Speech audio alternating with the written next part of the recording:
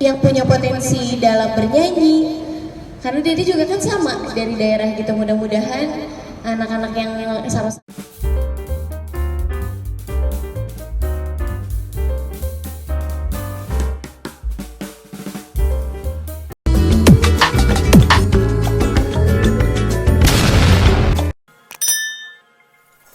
Pak, pertanyaannya sebenarnya lebih ke investasi ya. Jadi saya melakukan investasi ke Leslar Entertainment karena Leslar Entertainment yang dimiliki oleh Mas Bilar dan Mbak Lesti ini salah satu perusahaan digital yang mulai berkembang sangat pesat, bahkan kalau nggak salah dimulai sejak Juli ya, Juni tahun lalu sampai sekarang perkembangannya sangat signifikan dan engagement rate-nya setelah saya pelajari merupakan salah satu yang tertinggi di Indonesia. Jadi karena dari situlah kita sebagai pengusaha melihat adanya peluang yang terbuka besar untuk dunia digital. Dan itulah sebabnya kami, justru saya berterima kasih nih sama Mas Bilar dan Mbak Lesti diberikan kesempatan untuk boleh berinvestasi di dalam perusahaan mereka. Karena mereka kan artis kaya, nggak perlu duit sebenarnya kan. Bukan begitu? Ya, jadi terima kasih juga buat Mas Bilar dan Mbak Lesti.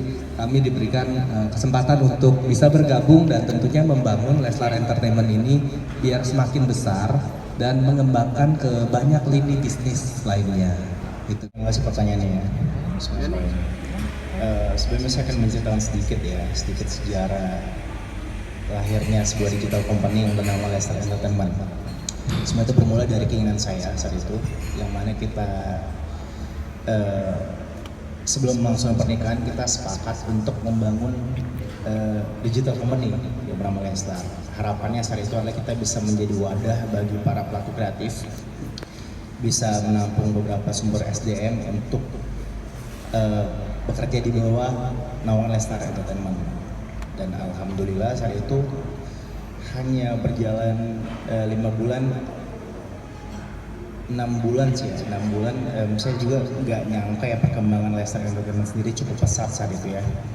Ibaratnya saya menganalogikan gini, Leslar Entertainment atau kerajaan yang sedang saya bangun, saya menganalogikan sebagai sebuah anak bayi, yang mana anak bayi tersebut di luar ekspektasi kita, perkembangannya cukup signifikan, karena sudah lebih hebat, sudah lebih berkembang dibanding bayi-bayi lain yang ada gitu. Namun kita sama Lesti sepakat bahwa kita butuh pengasuh bayi yang lebih hebat nih, yang memang handal di bidangnya, dimana kita kan saat itu baru banget gitu kan untuk mengurus bayi ini gitu.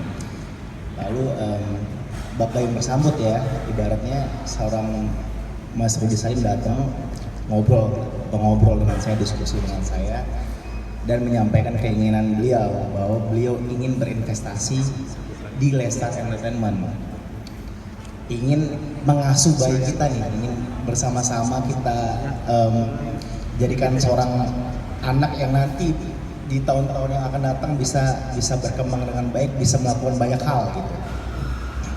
Lalu kebetulan kita juga punya visi misi yang sama, dan tidak butuh waktu lama saat itu akhirnya saya setuju untuk melepas bagian kecil saham saya untuk Prestige ya, sebuah perusahaan yang dipegang oleh Mas Rudi. Dan ya pada hari ini seperti yang kalian lihat, hari ini resmi Leslar Entertainment dan Prestige masuk menjadi bagian dari Leslar Entertainment, yang mana saya sangat berterima kasih juga buat Mas Rudi yang ibaratnya kita LA akan semakin sangat terbantu ya dengan bagaimana Mas Rudi di dunia bisnis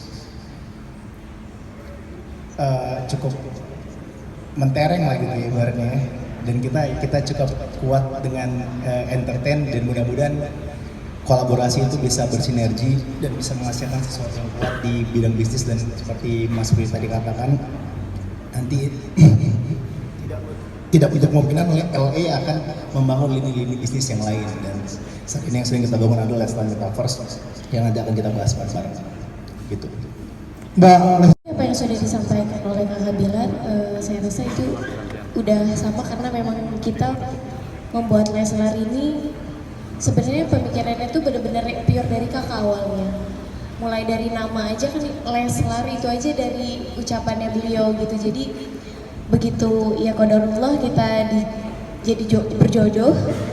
Sebelum itu kakak udah ngebuat apa ya, plan ke depan ya kan, supaya ya berkembang karena kebetulan Dede juga punya mimpi dan kakak juga punya mimpi. Jadi begitu ketemu dia kan selalu cerita sama kakak, Dede punya mimpi ini, Dede pengen punya perusahaan, Dede pengen punya label, Dede pengen punya manajemen artis, Dede pengen cita-cita seorang Lesti yang kayaknya jauh akan nggak tahu akan terwujud atau enggak gitu. Ketika dia cerita sama kakak dan akhirnya beliau sedikit demi sedikit mewujudkan semua mimpi-mimpi Dede gitu. Salah satunya Leslar Entertainment ini, dan mudah-mudahan lewat Leslar Entertainment ini ya kita bisa apa ya, terus mewujudkan mimpi-mimpi, gak hanya mimpi Dede aja gitu, mimpi-mimpi contohnya karena Dede kan di industri musik dangdut. Dede pengen anak-anak yang punya potensi dalam bernyanyi, karena Dede juga kan sama dari daerah gitu. Mudah-mudahan anak-anak yang sama-sama punya cita-cita seperti Dede bisa mewujudkan cita-citanya, bisa menjadi wadah ke depannya seperti itu. Sekali lagi terima kasih banyak untuk Ko Rudi dan Prestis karena sudah berkenan ikut bergabung di Leslar Entertainment. Insya Allah ini akan amat sangat membantu kita untuk mengembangkan apa yang kita harapkan di Leslar Entertainment ini, baik bisnisnya dan di dunia entertainmentnya. Terima kasih. Ya, terima kasih pertanyaannya. Jadi kalau untuk dari kapan kita nego dan bagaimana alot apa enggak, sangat alot ya. Ini dua orang jago bisnis nih. Jadi waduh, ngomong lagi kita negosiasi cukup lama ya kayaknya ya. Negosiasi gitu.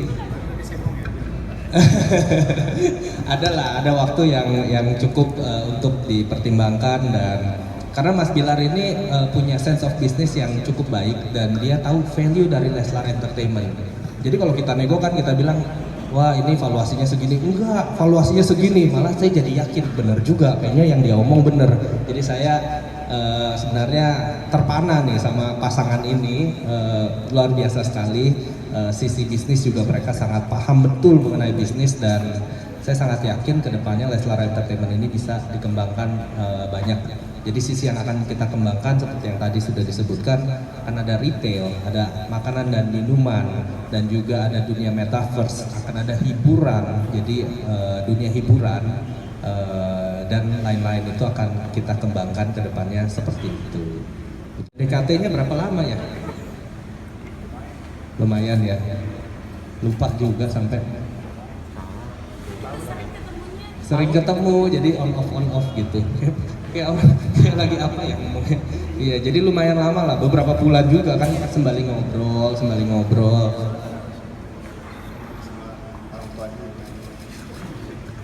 Iya, jadi begitu. Jadi Mas Rudi ini setiap PDKT itu selalu bawa martabak gitu. Jadi lama-lama akhirnya kita luluh lah. Jadi yang mau berinvestasi di Leslar Entertainment bawa martabak. Begitu.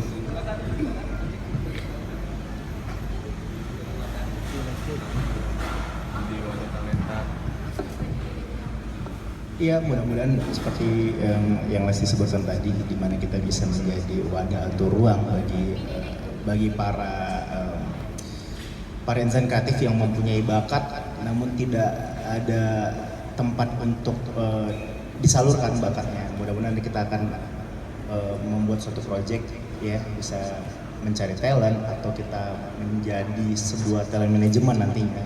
Pokoknya banyak lah yang bisa kita kerjakan lewat Leslar Entertainment. Menteri Keuangannya. Ini biar juru bicara saja. Nilai investasi sebenarnya karena ini perusahaan private, bukan perusahaan publik, jadi sebenarnya nilai investasi belum bisa disebutkan. Tapi valuasi perusahaannya itu sendiri secara valuasi sudah ratusan miliar.